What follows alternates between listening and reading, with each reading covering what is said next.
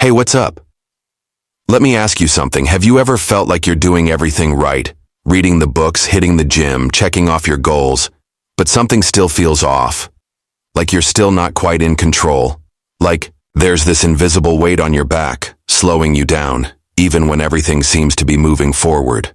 You're not alone. And trust me, it's not about doing more. Sometimes it's about seeing what's been hidden in plain sight. We all carry blind spots, little patterns, emotions, habits that quietly run the show. And the crazy part? Most of us never see them for what they really are.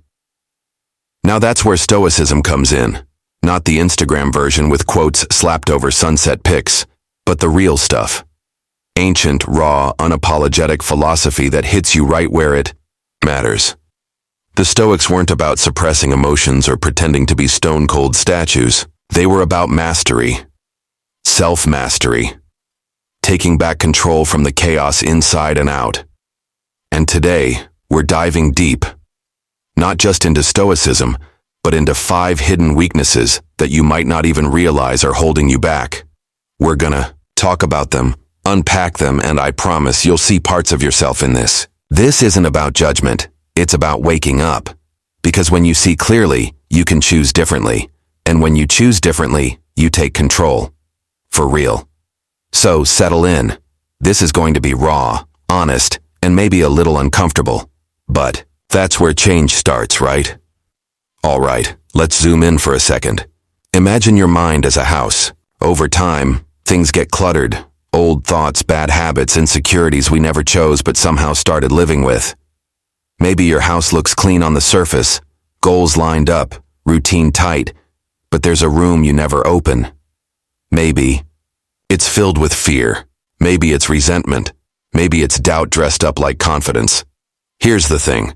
You can't master what you refuse to face. The Stoics knew this. Marcus Aurelius, the Roman emperor who literally ran the world, used to write to himself in his journal, reminding himself daily that he wasn't immune to weakness. That just because you hold power doesn't mean you have power over yourself. Big difference. And you've got power, potential, fire.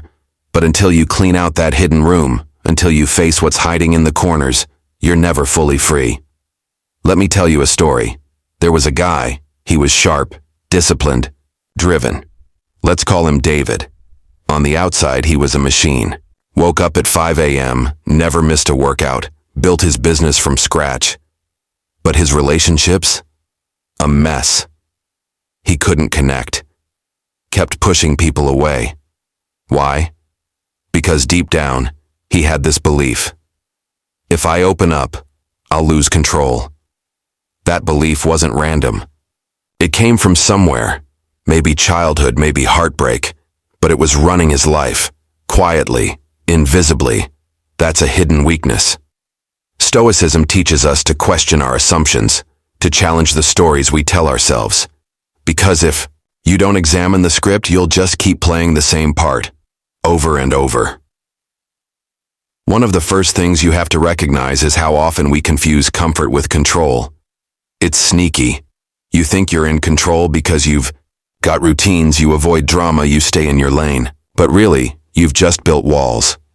Comfort zones that keep the world out, but also keep you in. Real control? It's messy.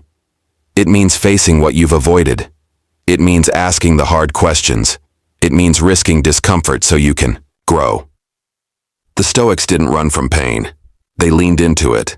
They saw it as a teacher. Seneca, one of the wealthiest and most influential men in Rome, used to sleep on the floor once a month, voluntarily. Why? To remind himself that he could survive discomfort. That fear of loss was just that. A fear, not a fact. You ever do that? You ever fast for a day just to prove to yourself you're not owned by food? Or go a day without your phone just to see what's really on your mind? These little practices, they strip away illusion. They show you what's real. Because here's the truth. The more illusions you carry, the more control you give away. That's a hidden weakness, living in a fantasy.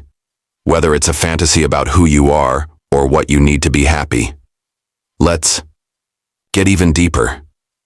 You ever feel like you're chasing something, but no matter how much you get, it's never enough? That's not ambition. That's a hole. A silent belief that says, I'm not enough until you make 6 figures, until she texts back, until your dad finally says he's proud. Stoicism says, stop waiting. The only thing you control is your mind, your thoughts, your reactions, your choices. You don't control people. You don't control outcomes. And the sooner you accept that, the freer you become. But that freedom, that real inner strength, comes with responsibility. You have to own your stuff. Own the anger, the envy, the fear. Not hide it. Not justify it. Just own it. Let me be real. Most people live their whole lives pointing fingers. I'm like this because my ex did that. I act this way because my boss is toxic. I can't change because the world is unfair. And maybe all of that's true. But none of it helps you grow. None of it puts you in the driver's seat. The Stoics believed in radical ownership, not in a guilt trip way, but in a liberating way. When you take ownership, you stop being a victim of circumstance. You become the author of your life. And look, I get it. It's hard, especially when you've been hurt, especially when life's been unfair. But strength doesn't come from having an easy life. It comes from facing the hard stuff and refusing to let it define you. Let me pause here.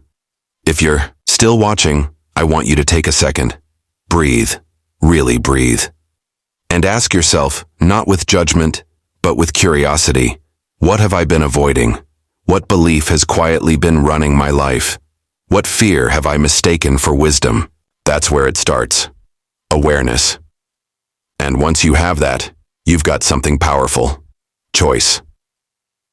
You can choose to let go of the need to control what other people think. You can choose to stop performing and start living. You can choose to speak truth, even if your voice shakes. That's Stoicism. That's real control. Not the kind that dominates others, but the kind that grounds you when everything else falls apart. And I promise you, once you taste that kind of strength, nothing else compares. You wake up different. You walk into rooms different. You stop chasing validation and start radiating presence. You stop reacting to life and start responding with intention, with grace, with fire, and people will notice. They'll feel it, not because you're loud or flashy, but because you're solid, rooted, and in a world that's constantly shaking, being grounded is a superpower. So, yeah, maybe there are hidden weaknesses. Maybe you've been running on autopilot. But now, you see it. And when you see it, you can shift it. Take that step. Be honest with yourself. Practice courage, not the kind that climbs mountains, but the kind that says, I will not run from myself today. That's mastery. That's control. That's Stoicism. And if you stay on this path, questioning, reflecting, growing, you're going to look back one day and realize you didn't just change, you transformed. Thanks for riding with me. If this resonated, share it with someone who needs to hear it. And don't forget, your greatest strength isn't out there, it's in here, always has been.